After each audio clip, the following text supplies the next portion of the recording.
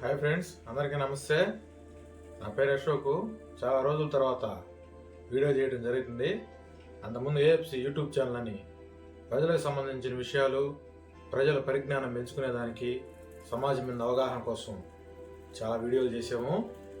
ఈరోజు వీడియో ముఖ్య ఉద్దేశం మన రాష్ట్రంలో ఏర్పడిన రాజకీయ పరిణామాల మిథ్య ఈరోజు మనం వీడియో చేస్తున్నాము.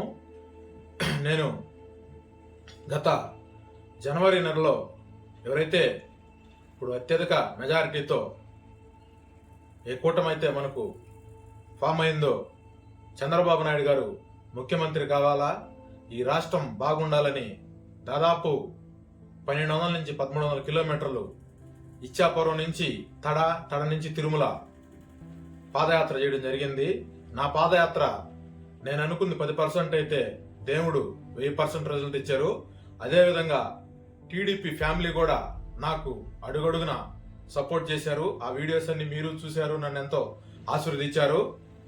అదేవిధంగా మనం పాదయాత్ర కేవలం మన రాష్ట్రం బాగుండాలా, చంద్రబాబు నాయుడు గారు మన రాష్ట్రానికి ముఖ్యమంత్రి అయితే యువతకు మంచి భవిష్యత్తు ఉంటుంది, మంచి పరిశ్రమలు వస్తాయి, అదేవిధంగా రాష్ట్రం సుభిక్షంగా ఉంటుందని మనం పాదయాత్ర చేశాము.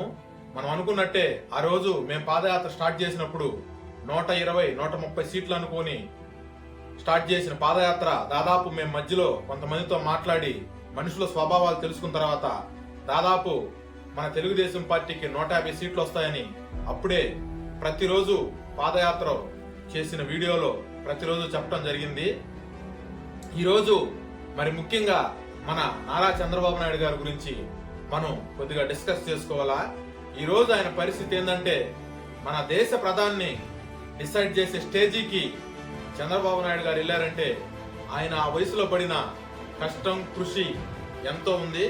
అదేవిధంగా ఈరోజు విమర్శలు ఎట్టున్నాయంటే చంద్రబాబు నాయుడు గారి మీద ఒక ఓనరు విమర్శించుకోవచ్చు, కానీ ఒక క్లేనరు ఓనర్ని విమర్శించిన మాదిరిగా ఎవరైతే ఈరోజు రిజల్ట్ టైంలో 9 గంటలకే బయటికి లేచి వెళ్ళిపోయారో, పన్నికి మాలినటువంటి వాళ్ళు నోట్లలో చిన్న పెద్ద లేకుండా మనం ఒకరికే సమాధానం చెప్పుకోవాలా.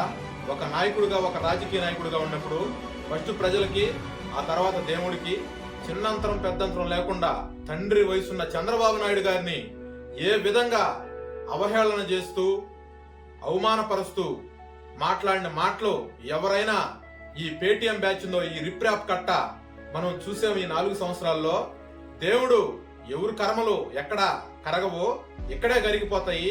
ఈరోజు 151 సీటు తీసుకున్న ఆనాటి జగన్మోహన్ రెడ్డి రాష్ట్రాన్ని ఏ విధంగా చేశాడో, ఆ రోజు 23 వచ్చినప్పుడు అందరూ నవ్వుకున్నారు.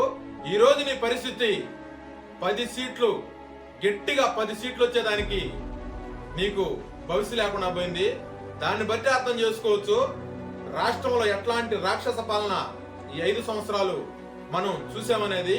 ఏదేమైనా దేవుడి చల్లని దయతో మళ్ళీ ఆంధ్రప్రదేశ్ రాష్ట్ర భవిష్యత్తు కోసం మన రాష్ట్ర చరిత్రలోనే ఇటు 50 సంవత్సరాలు అటు 50 సంవత్సరాలు చరిత్రని తిరగరాసి 4వసారి ముఖ్యమంత్రి బాధ్యతల్ని అధిరోహిస్తున్న మన నారా చంద్రబాబు నాయుడు గారు ఈ 5 సంవత్సరాలు మన రాష్ట్రాన్ని మంచి అభివృద్ధి పదంలో నడిపించాలా, అదే విధంగా మంచి సంక్షేమం ప్రజలకు అందించాలా, అదే విధంగా ఈ గాడి తప్పిపోయిన వ్యవస్థను గాడిలో పెట్టే సమర్థత, సత్తా, అనుభవం ఉన్న నాయకుడు కాబట్టి ఈరోజు పట్టం కట్టడం జరిగింది.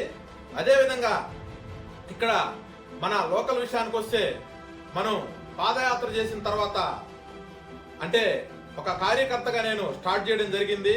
చంద్రబాబు నాయుడు గారే సాక్షాత్తు నన్ను ఆహ్వానించి మంచి హార్డ్ వర్క్ చేసావు, నువ్వు నాకు టచ్ లో ఉండు, నీ భవిష్యత్తు బాగుంటుందని కూడా చెప్పాడు. అదే విధంగా దాదాపు 20-30 మంది ఇప్పుడు గెలిచిన వాళ్ళు, సీట్లు వచ్చిన వాళ్ళు నాకు సహకరించి నా పాదయాత్ర మొత్తం జయప్రదం చేశారు. మనకు దురదృష్టకరం ఏంటంటే, ఏదైతే మా కాన్స్టిట్యున్సీలో నాకు చాలా చేదు అనుభవం జరిగింది. మరి ముఖ్యంగా మా డివిజన్ లో ఎవరైతే కొంతమంది కుక్కలు ఉంటారు, ఈ కుక్కలు ఏం చేస్తారంటే, ఎవరైతే అధికారంలోకి ఇంకా నెలలో వస్తారో లేదా అధికారంలో ఉంటారో వాళ్ళ సంకలు ముడ్డును నాకుతూ పార్టీలు మారుతా ఉంటారు. అట్లాంటి మారే క్రమంలో మా ఏరియాలో కొన్ని కుక్కలు ఉన్నాయి. కనీసం రాష్ట్రం అంతా గెలిచిన నాకు ఎవరైతే వైసీపీలో నుంచి టీడీపీలోకి వచ్చిన కొంతమంది వ్యక్తులు ఆత్మీయ సమావేశం పెడితే నాకు ఇన్విటేషన్ కూడా ఇవ్వని పరిస్థితి జరిగింది. ఇవన్నీ నాకు బలం ఉంది, బలగం ఉంది, అన్నీ ఉన్నాయి. కానీ ఏదైతే నా గోల్ ఒకటే, ఈ రాష్ట్రానికి చంద్రబాబు నాయుడు గారు సీఎం అవ్వాలా. ఎవరెట్ట పోయినా మనకు పర్లే, కేవలం చంద్రబాబు నాయుడు గారు సీఎం అయితేనే ఈ రాష్ట్రం బాగుంటుందని ఒక దృక్పథంతో మేము పాదయాత్ర స్టార్ట్ చేసాము. అనేక అవమానాలు, అనేక ఇబ్బందులు, అనేక అడ్డంకులు పాదయాత్రలో జరగల. నాకు పాదయాత్ర చేసుకొచ్చిన తర్వాత మా కాన్స్టిట్యున్సీలో జరిగాయి. అన్నిటికీ తట్టుకున్నాము, నిలబడ్డాము. ఇక మేమేందో కూడా చూపిస్తాం అంటే మంచితనంగా. మాకు ఫస్ట్ నుంచి ఒక్కటే అలవాటు, మా కోసం ఎవరన్నా పని చేయమని వస్తే వాళ్ళకి మాకు చేతనైనంత సహాయం చేయడు, మేము చేయగలిగినంత పని చేయడం తప్పితే ఎవరికి హాని చేసిన వాళ్ళం కాదు. ఈ రోజు రేపు అంటే నాలాంటి ఇంతమందిని కలిసి ఈ విధంగా ఉన్న కార్యకర్త పరిస్థితి ఎలా ఉందో నా పరిస్థితి ఇలా ఉందంటే, ఈ రోజు రాష్ట్రంలో తెలుగుదేశం పార్టీ కోసం అహర్నిశలు కష్టపడిన కార్యకర్తలు చాలా మంది ఉన్నారు. వాళ్ళ పుట్టుకతో తెలుగుదేశంలో ఉండేవాళ్ళు ఉన్నారు. ఈ రోజు కొంతమంది వైసీపీ నాయకులు ఆర్థికంగా బలపడి పార్టీలు మారి వీళ్ళని గత 4 సంవత్సరాల్లో ఎవరైతే హింసించారో వాళ్ళు మన పార్టీలోకి వచ్చి మళ్ళీ మమ్మల్ని హింసించేదానికి ట్రై చేస్తుంటారు. ఇవన్నీ పెద్దలు గమనించాలా.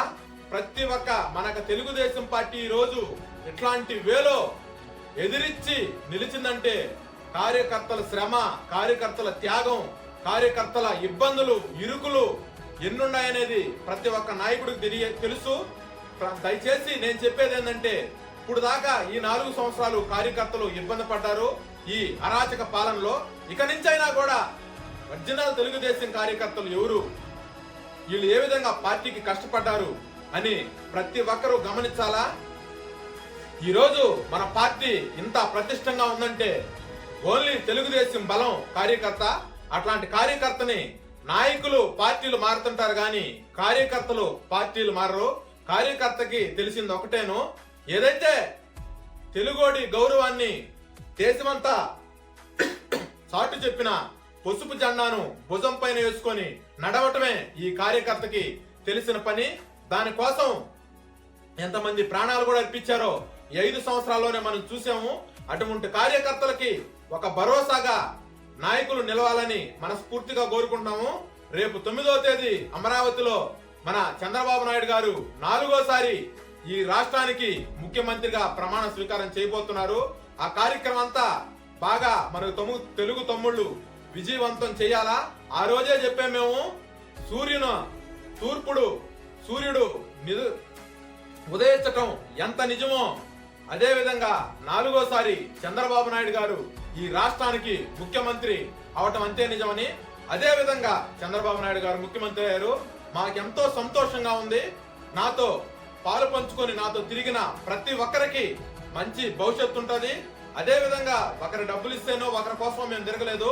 మా సొంత కష్టం 12 లక్షల రూపాయలు ఖర్చు పెట్టుకొని 2 వెహికల్స్ చేసుకొని చంద్రబాబు నాయుడు కోసం ఈ జగన్మోహన్ రెడ్డి చేసిన అరాచక పాలన ఒక పాంప్లెట్ రూపంలో కొట్టించి ప్రతి వర్గానికి చేసిన అన్యాయాన్ని క్లియర్ క్రిస్టల్ గా ఒక పాంప్లెట్ లో కొట్టించి మా వంతు సహాయంగా చంద్రబాబు నాయుడు గారికి గట్టి శ్రమ చేశాము. మాకు చాలా సంతోషంగా ఉంది ఈ గెలుపులో. ఎందుకంటే ప్రాణాలకు తెగించి 35 రోజులు రోడ్డు మీద నడవటం జరిగింది. మేము వాన ఎండ మంచు తట్టుకొని మా కష్టానికి ప్రతిఫలం దొరికిందని మేము అనుకుంటున్నాము. ముందు కూడా మన తెలుగుదేశం పార్టీ ఈ రాష్ట్ర అభివృద్ధిలో ప్రతి ఒక్కరూ పాలు పంచుకోవాలని మనస్ఫూర్తిగా కోరుకుంటూ జై హింద్, జై చంద్రబాబు నాయుడు.